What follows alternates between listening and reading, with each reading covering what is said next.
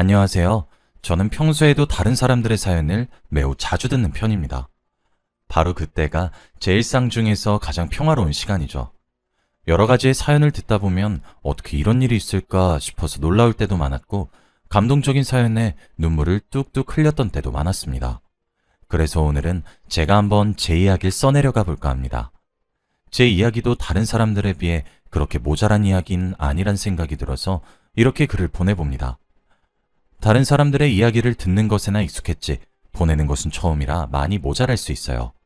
그럴 땐 부디 너른 아량으로 이해해 주시길 바라며 제 이야기를 시작하겠습니다. 제가 하고 싶은 이야기는 벌써 20년은 좋게 넘은 이야기예요. 먼저 제 소개를 해야겠죠? 일단 저는 아들 부잣집의 막내딸로 태어났습니다. 제가 태어났던 당시에는 아들이 무척이나 귀했던 시절이었어요. 그래서 남자들을 낳아야 시집살이가 줄어들고 뭐 그런 말 같지도 않은 시대였어요. 그런데 저희 집안만큼은 달랐습니다. 저희 집안은 원래도 대대로 아들 부잣집의 집안이었어요. 그래서 저희 부모님은 사회적인 통념과 정반대로 딸을 가지고 싶어 하셨죠. 저희 아버지가 딸을 정말 가지고 싶어 하셨거든요. 그래서 딸이 태어날 때까지 저희 부모님은 임신과 출산을 반복하셨죠. 뭐 집안의 여유가 꽤 되었으니까 그랬던 것 같아요. 외가든 친가든 너나 할 것 없이 손자들을 정말 많이 예뻐해 주셨지만 손녀를 기다리셨죠. 그렇게 제가 태어났습니다. 위로 오빠가 셋이 있어요. 저희 부모님은 첫째도 둘째도 셋째도 아들을 낳으시고 마지막 넷째에 들어서야 딸인 저를 얻으셨죠. 그래서 그 시절에 참 귀한 딸내미 취급을 듬뿍 받았습니다. 외가도 친가도 모든 일가 친척들을 탈탈 털어도 여자인 자손은 저 하나였어요. 그래서 많은 어른들의 사랑을 혼자 독차지하면서 컸고 집에서도 제가 모든 사랑을 독차지했어요. 저희 아버지는 진짜 딸바보셨습니다. 그렇다고 해서 어머니가 덜하단 뜻도 아니었어요. 오빠도 셋이나 있었는데 진짜 하나같이 저한테 껌뻑 죽는 동생 바보들이에요. 그렇게 사랑만 무럭무럭 받으면서 컸습니다. 저는 모든 것을 가졌던 아이였어요. 젊었던 시절 뭐 나쁘지 않은 외모에 좋은 집안의 아들 부잣집의 핏줄을 이었죠.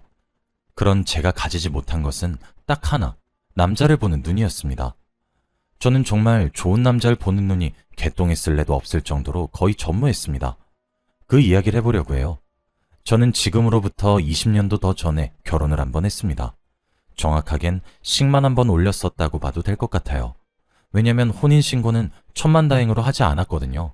그 사람은 제가 길을 지나가다가 첫눈에 반해 먼저 용기 내어 다가갔던 남자였어요. 키가 무척이나 크고 얼굴이 훤칠했죠. 몇 가지 문제가 있다면 술을 너무 좋아한다는 점과 일정하게 매달 들어오는 수입이 없고 매번 돈을 버는 단위가 들쭉날쭉하다는 것이 문제였었죠. 그리고 그 사람의 집안이 찢어지게 가난하단 것도요. 그런데도 사랑에 빠진 저는 두 눈이 멀었던 것인지 그런 점들도 고독한 한 마리의 늑대처럼 고고해 보이기 시작했고 결혼을 하고 싶었습니다. 그 사람 입장에서는 제가 황금알을 낳는 거위와 다름이 없었겠죠. 남자는 기다렸다는 듯이 제가 결혼의 운을 슬며시 띄우자마자 프로포즈를 했고 저는 수락했어요. 그렇게 우리 두 사람은 결혼을 약속하게 되었죠. 당연히 저희 집안은 난리가 났습니다. 보기 좋은 것들만 보여주고 몸에 좋은 것들만 먹여가며 귀하고 귀하게 기른 딸이 그럼 못 베어먹은 집안에 가는 것도 어이가 없는 와중에 가진 것도 없는 집안에 나고 자란 놈이 성실하지도 않고 술에 빠져 살기까지 하니 당연히 어머니랑 아버지는 뒷목을 잡으셨습니다. 그런데 여러분들도 아시는지 모르겠지만 누군가 우리의 사랑을 반대하기 시작하면 바로 로미오와 줄리엣처럼 정말 100배는 더 애틋해지고 1000배는 더 그리워집니다. 저희 부모님이 반대를 하기 시작하자 저와 그 남자의 사랑은 불타올라서 세계의 사랑이 되었죠. 그랬더니 오빠들이 하나둘 찾아와 저를 설득하기 시작했습니다. 그렇게 부모님의 가슴에 대못을 하나씩 쾅쾅 받고 끝끝내 결혼식을 올리게 되었죠. 오빠들은 저를 설득했어요. 적어도 혼인신고만큼은 1년만 살다가 하라고 말이에요. 당시의 사회적 사상치고는 참 개방적인 사고였죠. 저희 오빠들과 부모님이 이 조건마저 받아들이지 않으면 절 그냥 포기하고 딸 취급도 하지 않으시겠다며 으름장을 놓으시길래 저도 양보해야 된다고 생각했고 알겠노라 대답했어요. 그렇게 우린 결혼식을 올렸습니다. 그리고 그 결혼 생활은 2년에 걸쳐 결국 파탄이 났어요. 사실 결혼을 하기 전에는 그 남자 굉장히 다정하고 착하고 배려심이 많았던 남자였습니다. 그리고 그 남자는 홀어머니와 함께 살았는데 어머님께서도 무척이나 제게 그 시대 어른답지 않고 개방적이면서 유머스럽게 저를 대해주셨어요. 그런데 웨딩드레스를 입고 남자와 식을 올리고 나니 손바닥을 뒤집듯이 태도가 바뀌시더군요. 처음엔 저희와 합가할 생각이 추호도 없으시다던 시어머니께서는 결혼식을 한 지 2달 정도 지난 겨울에 허리가 아파서 자제를 못하겠니, 추워서 동사하는 꿈을 꿨니, 혼자 있으니까 무섭니 등등의 말을 하면서 하루가 멀다 하고 신혼집 대문을 두들기기 시작했고, 그렇게 하루 이틀 사흘 저희 집에 머무르기 시작하면서 자연스럽게 저희 신혼집에 눌러 앉으셨습니다.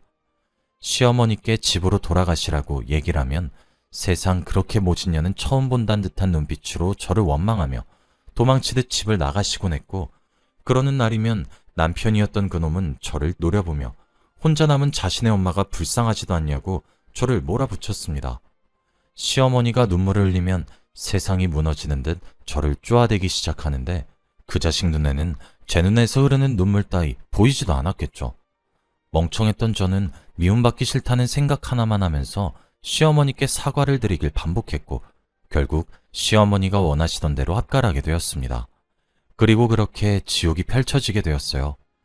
제가 여기 이곳의 여러 사연을 들으면서 시집살이를 겪는 듯한 이야기를 정말 많이 들었는데 그래도 어느 시어머니보다 제가 겪었던 그 시어머니가 최강이었습니다. 저희 시어머니는 제가 본인의 말을 거역하면 제 뺨을 치셨습니다. 돈을 내놓으라고 했는데 제가 드리지 않으면 제 뺨을 치셨고, 손빨래 해놓으란 것을 손이 시려서 세탁기를 이용해 빨래라면 제 뺨을 치셨습니다. 시어머니께서 시키신 일을 제대로 완수하지 않는 날엔 제 입에서 항상 비명이 나와야 했습니다. 그렇게 시어머니는 조금씩 저를 지배하기 시작했고 이것은 남편도 따라하기 시작했어요. 사실 결혼을 하던 날 저희 부모님은 가슴에 대못을 박은 딸년을 시집 보내면서도 제 미래가 예견되셨던 것인지 아니면 이미 알고 계셨던 것인지 힘들면 언제든 돌아오라고 제게 신신당부하며 통장을 하나 건네주셨습니다. 그 안에는 4천만 원이 들어있었어요. 결혼을 하고 나서 돈이 필요한 경우가 많을 것이고 이것은 그런 비상시에 사용하라고 주는 비상금이라며 제 손에 꼭 쥐어주시면서 시댁 몰래 사용하라고 신신당부를 하셨죠. 시어머니는 제가 잠시 집을 비운 사이 저희 신혼방을 이잡듯이 뒤집어서 그 통장을 발견했고 돈을 내놓으라고 사람을 쥐잡듯이 잡기 시작했습니다. 맞아요. 그 당시에 저는 반항하지 못했고 멍청하게 맞아야 했습니다. 지금 제 사연을 들으신 여러분들도 왜 도움을 청하지 않았는지 궁금하시겠죠. 그런데 사람이란 동물은 이상한 상황에 처하면 이상해지는 것 같아요. 저는 시어머니와 남편이 내뱉는 욕설과 저를 향하는 폭력에 점차 세뇌되었고 친정과 연락도 끊었습니다. 제 양옆에서 친정은 저를 버렸다고 속살거리는데 안 당하고 버틸 수가 없더군요. 그러던 제가 그 지옥을 탈출한 것은 순전히 저희 막내 오빠 때문이었습니다. 사실 제가 그렇게 막무가내로 친정과 연을 끊으니 저희 부모님은 제게 너무나 큰 실망을 하셨어요.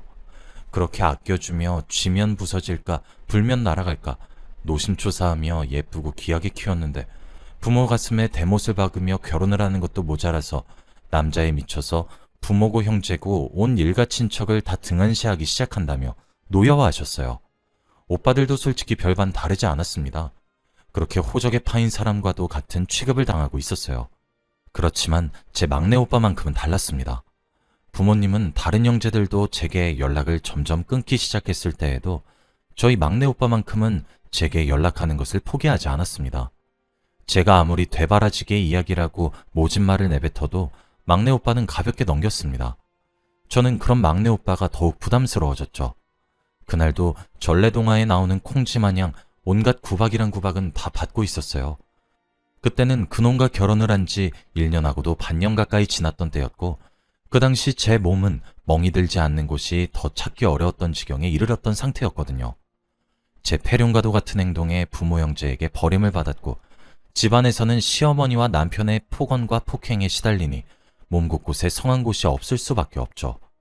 남편과 시어머니는 결혼을 하고 2년도 채 되지 않은 그 사이에 정말 180도 다른 사람이 되었습니다.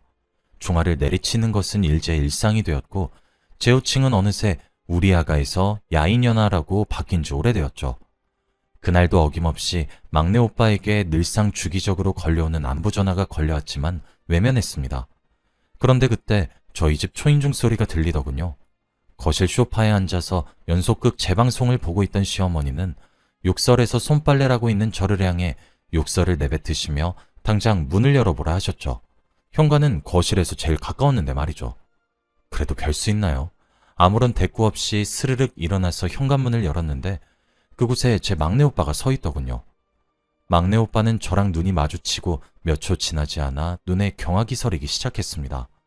저도 예기치 못한 인물의 등장으로 깜짝 놀랐었죠. 저는 그제서야 현관에 붙어 있던 전신 거울에 저를 비췄죠. 스트레스로 인한 탈모 때문에 머리숱은 절반으로 줄어들고 있었고 목이 늘어난 티셔츠를 입고 있었는데 제 쇄골에는 커다란 멍이 그리고 드러난 팔뚝에는 거의 다 나아가지는지 아주 연한 멍부터 생긴 지 얼마 되지 않은 진한 멍까지 기차를 타고 빠르게 지나가면서 봐도 제 몰골이 심상치 않다는 사실을 백리 밖에서도 알겠더군요. 저는 본능적으로 현관문을 닫으려고 했지만 막내 오빠가 막는 손길이 더 빨랐습니다. 막내 오빠는 힘으로 문을 열어 제끼고 신혼집에 들어와 거실에 드러누워 연속극을 보고 있는 시어머니에게 성큼성큼 다가갔어요. 마침 남편이 집을 비웠을 때여서 집에는 시어머니와 저만 있었죠. 막내 오빠는 현관문에서 이미 시어머니가 제게 욕설을 뱉으며 자연스럽게 하대하듯 명령하는 것까지 다 들은 듯 했습니다.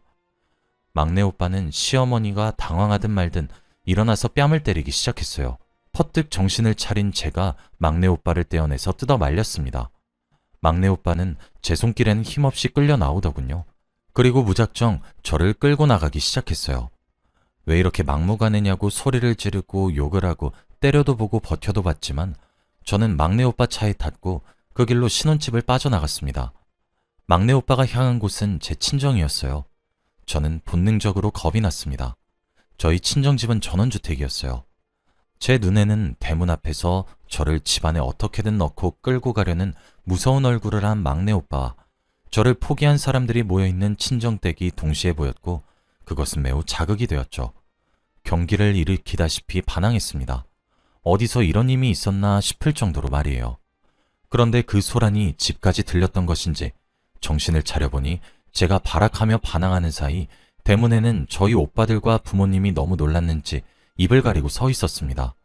저는 친정 식구들의 눈길을 받는 순간 그만 기절해버리고 말았고 눈을 뜨니 친정집에서 제가 사용했던 방 안의 침대 위였습니다. 아마 쓰러진 저를 침대에 뉘이기 전 모든 상처를 온 가족이 다 본 듯했어요. 제 주위에서 제가 일어나길 손꼽아 기다리고 있더군요. 하지만 당시에 저는 제정신이 아니었고 또 다른 폭력에 노출된 기분이었죠. 발악을 하고 울면서 경기를 일으키는 저를 엄마는 계속해서 끌어안았고 토닥여 주셨습니다. 그때까지도 저는 아들을 낳지 못하고 있다는 이유로 시어머니가 혼인신고조차 하지 못하게 막으셨는데 그 전까지 저희 가족들의 분노를 자극하기에는 매우 큰 공헌을 했죠. 부모님과 오빠들은 제 남편이나 시어머니로부터 걸려오는 모든 전화를 다 무시했습니다. 일단 저를 데리고 정신과로 데려갔어요. 정신과에서 검진한 결과 저는 극심한 우울증과 스트레스를 겪고 있는 상태였고 정말 아슬아슬한 줄타기라듯 그런 감정선을 하고 있다고 하더군요. 병원에서는 저를 입원시키면서 상담을 함께 진행해야 할 것 같다고 이야기를 했고 그렇게 저는 병동에 입원을 하면서 심리치료를 병행해 갔습니다. 다행히 미쳐버리기 직전에 막내 오빠가 저를 구했던 거였기 때문에 저는 그래도 병원을 퇴원해서 약물치료와 상담치료만 병행하면 될 정도로 많은 호전을 가지게 되었고 몸도 많이 좋아졌어요. 저희 부모님은 제가 그런 폭력적인 가정에 시집을 보낸 것을 두고두고 후회하셨고 막내 오빠를 제외한 다른 오빠들도 제가 남자에 미쳐서 가족까지 등한시하는 사람이라 오해해서 제게 관심을 끄는 것을 땅을 치고 후회했습니다. 그리고 그 모든 화살들은 남편과 시어머니를 향한 화살로 변해갔어요. 부모님과 오빠들은 정신과 치료를 하며 기재한 진료 서류들과 상담 내역서들, 그리고 제가 매일 써왔던 일기장을 근거로 변호사를 찾아뵈었고 소송을 준비하기 시작했습니다. 사실은 해소소송과 함께 그간 주위 이웃들에 의해 신고당한 횟수까지 들먹이고 옆집 주민들까지 증인으로 앞장세워 제가 2년이라는 짧다면 짧고 길다면 긴 시간 동안 폭력에 노출되었다는 사실을 입증시켰고 시어머니와 남편 둘 다 폭행죄로 고소를 했습니다. 제 진술이 명확하다는 점, 이웃 주민들의 진술들 또한 제 진술과 정확하게 일치한다는 점, 제가 매일 쓴 일기 내용들과도 전부 일치하는 점, 그간 경찰에 가정폭력으로 신고당한 누적 횟수 등등에 따라 저는 사실혼애소와 함께 남편과 시어머니의 재산까지 받을 수 있는 자격이 생겼습니다.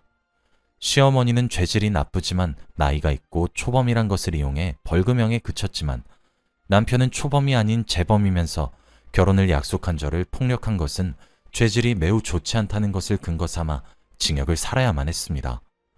그 상황까지 가서야 시어머니와 남편은 제게 무릎을 꿇고 사과하기 시작했습니다. 저는 친정가족들의 보호를 받으면서 무사히 그 악마들의 소나기에서 풀려날 수 있게 되었어요. 저는 지금까지 혼자 살고 있습니다. 벌써 20년은 더 지난 이야기라서 내일 모레면 쉰인 나이인데도 그 시절 받았던 충격이 너무 커서인지 결혼을 할 생각도 남자를 만날 생각도 잘 들지가 않네요. 여기까지가 제 이야기입니다. 제 팔자도 참 기구하죠? 저는 누군가 사랑에 빠져서 누군가에게 빠지고 미치는 그런 결혼이면 다시 생각하고 결정하는 시간을 모두가 가졌으면 좋겠습니다. 원래 누군가에게 미치면 정상적인 판단 자체가 잘 되진 않으니까 말이에요. 저는 지금 호적상으로는 결혼하지 않은 미혼의 여자이며 남편은 결국 징역을 살았고 저와 헤어졌습니다. 시어머니는 하나 남은 아들이 감옥에 가는 것을 지켜보다 제게 달려들었는데 너무 흥분했던 것인지 하늘이 마지막에 제 편을 들어주신 것인지 억 하면서 쓰러지셨고 여전히 병원 신세를 면치 못한다고 하시더라고요. 남의 눈에 눈물 나게 하면 본인 눈에 피눈물 난다 하시더니 딱 그 꼴이 아닌가 싶습니다. 저는 제 막내 오빠에게 제일 감사해요. 만약 그때 오빠가 절 구해주지 않았다면 저는 지금 이렇게 정상적인 사고를 전혀 하지 못했을 거라 단언할 수 있거든요. 제 이야기 들어주셔서 감사합니다. 행복한 하루 되세요.